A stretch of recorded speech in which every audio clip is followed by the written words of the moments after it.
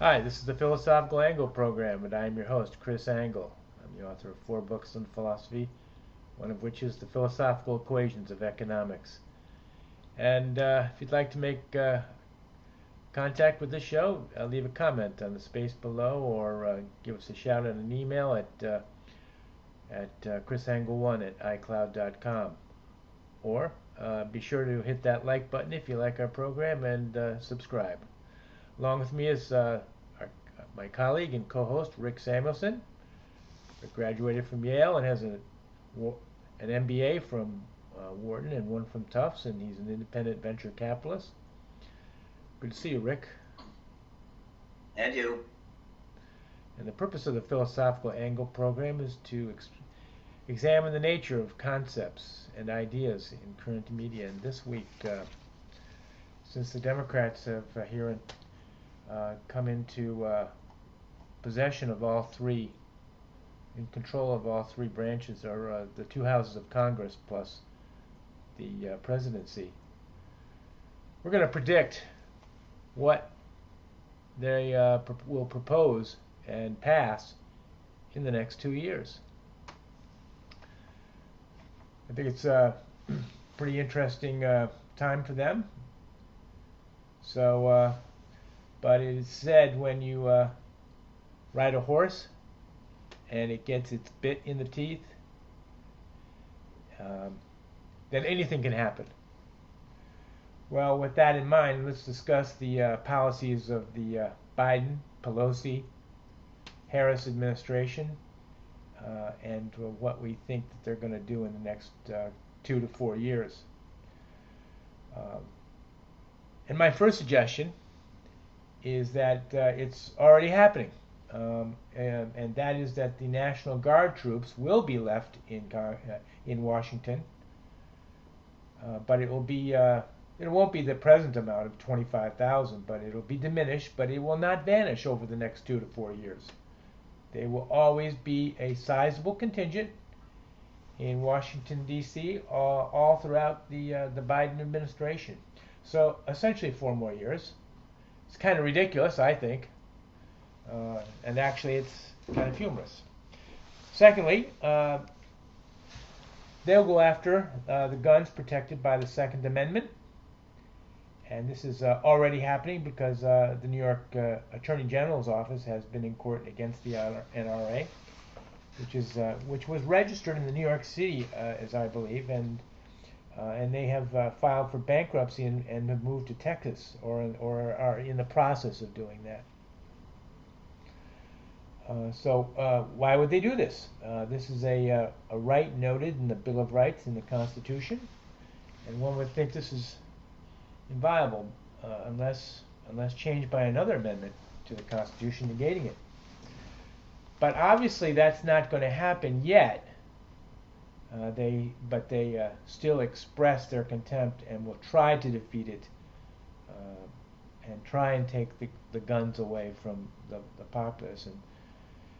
And it kind of reminds me of that old adage that governments throughout history like unarmed peasants. Okay, the third thing I think they're going to institute will be that they will open the southern border. However, they'll not open the northern border, nor will they open the borders at international airports that receive international travelers from the world.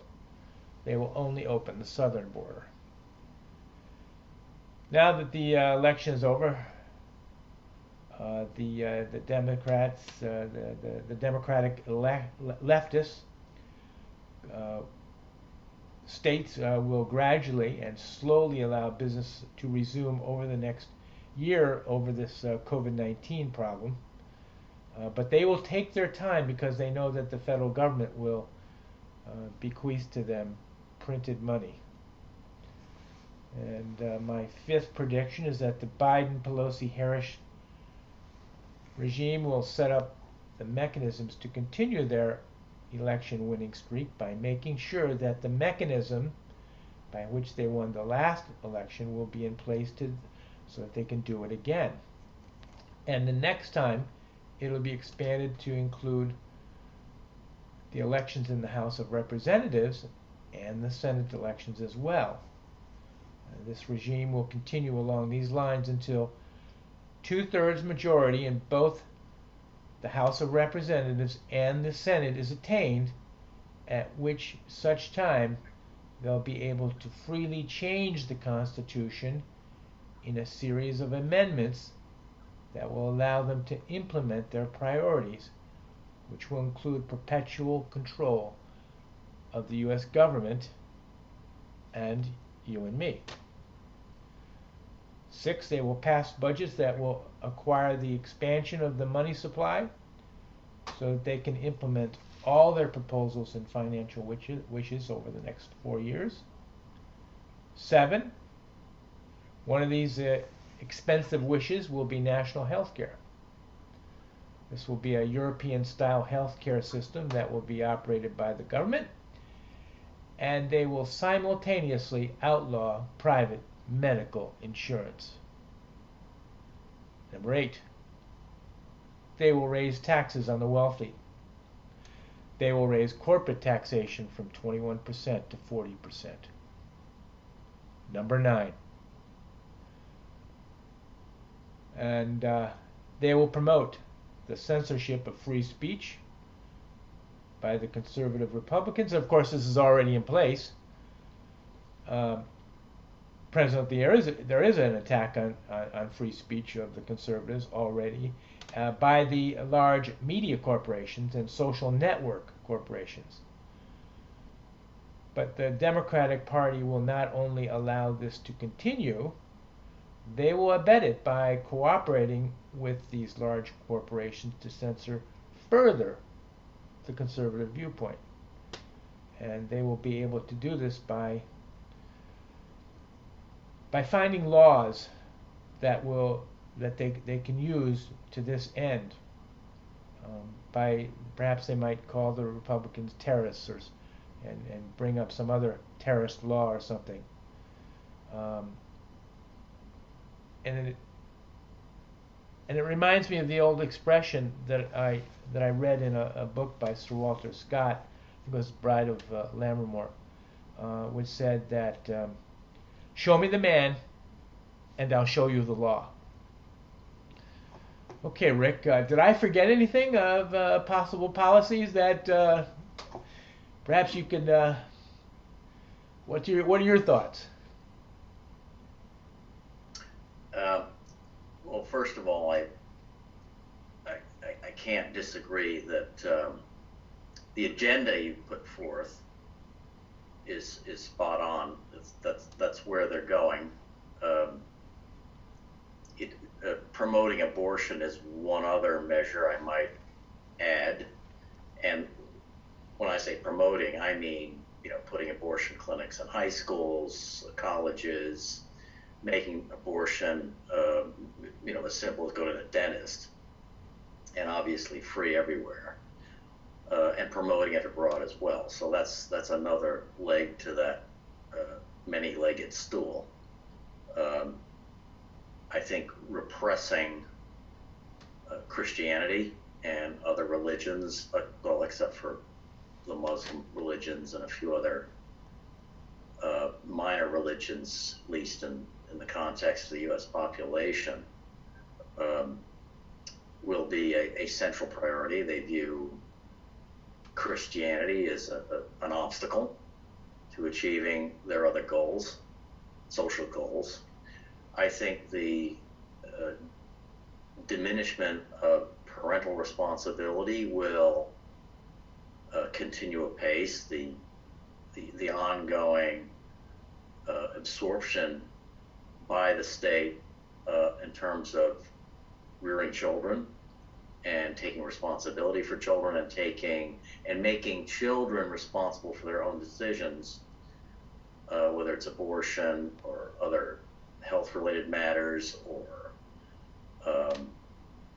all manner of what we traditionally considered private issues, family issues, will be gradually stripped from parents on an ongoing basis.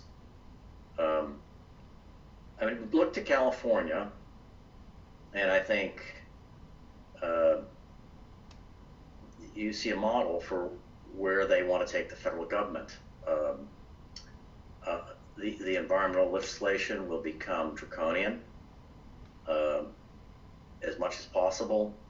The Green New Deal may not happen immediately, but it will be implemented in stages wherever they can gain traction. Killing the Keystone Pipeline and thousands of jobs. I mean, these are just incidental casualties, and they don't. What's interesting is they pay no attention whatsoever to the importance of business and the importance of jobs. It is absolutely irrelevant to their plan. So the agenda comes first. If jobs are lost as a result of the agenda, it's a price they're willing to pay. And I think the gamble they're taking is that now that, at least in principle, all spending has become unmoored from any sense of debt ratios or national risk or responsible fiscal policy. But simply, they believe they can buy loyalty by gradually increasing subsidies to the unemployed, to families, to various ethnic groups, to their supporters, to make up for the fact that job growth in this scenario of high taxes, high regulation, suffocating government interference will at best be mediocre. And in many areas, because of the ongoing problem with COVID and the move toward remote work, there's certain jobs that will never come back, that just aren't needed, just as there's commercial real estate space that will never come back because it's not going to be needed. So there's so many consequences to this, and for anyone who values self-reliance, the private economy, and freedom, it's obviously depressing and worrying, and how one resists it, I think, comes down very much to whether or not the Senate will retain the filibuster rule. Apparently, Biden has initially come out against changing the filibuster or removing it. And as long as the filibuster remains in place, the really extreme legislative ideas that the Democrats are kicking around, like making D.C. a state, Puerto Rico a state, packing the Supreme Court, passing amnesty for millions and millions of illegals, raising taxes to levels we haven't seen since the 60s. These kinds of things will have a great difficulty passing. Now, if Biden, we know, is a politician of the moment. He's in that figure, you have the whole history of the Democratic Party for the last 50 years, and how it's gradually moved from being relatively centrist to extremely progressive, and he's a reflection of all that. And he's exactly the kind of politician who's against something until he's for it. So he's an easily molded figure with no clear principles, and the chances that he will surrender to the left are pretty significant.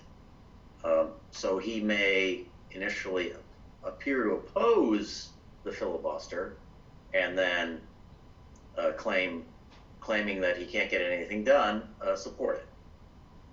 That may be a few months down the road. I think one of the things the Democrats will wrestle with is the order with which they try to implement these various policies. I mean, they've already come out of. I mean, with the executive orders, they've already come out of the starting blocks pretty aggressively. But these, mind you, are executive orders. They could be challenged in court. They will be. How many of Trump's executive orders failed because of court challenges? And Biden may face the same. Will for surely face the same challenge. So I guess at the margin, I have little confidence in Biden not to ultimately support removing the filibuster and thereby opening the floodgates of all the priorities you just listed and more. But I'm not sure that we'll see that happen in the first 100 days. He may watch to see how things play out, how much resistance he gets,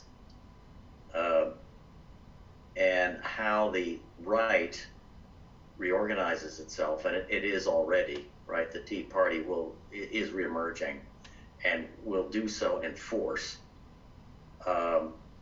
before he decides to take a measure which is that drastic, because even he knows that once he removes the filibuster, there is no way for him to oppose even the most radical legislative changes that Pelosi puts forward. And would it be a runaway train? Probably yes. Because they just won't, they're insatiable. Once they get certain measures through, whether it's amnesty for all, huge income tax increases, they'll just want more. I wouldn't put it past them to pass Yang's guaranteed income proposal, right? So they buy loyalty for the entire electorate. I agree, and I think though that the attack on the filibuster rule will happen immediately, and because they know that they have to get this through immediately in order to start on their agenda. So, what are your thoughts there? Well, he's initially said he's against changing it, so he probably has to wait at least a week, change his mind. But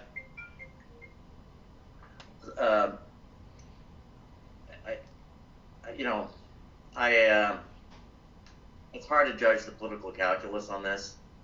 I think he's not seemingly cautious, but he's also an old Senate hand. He was in the Senate for his whole life. Right.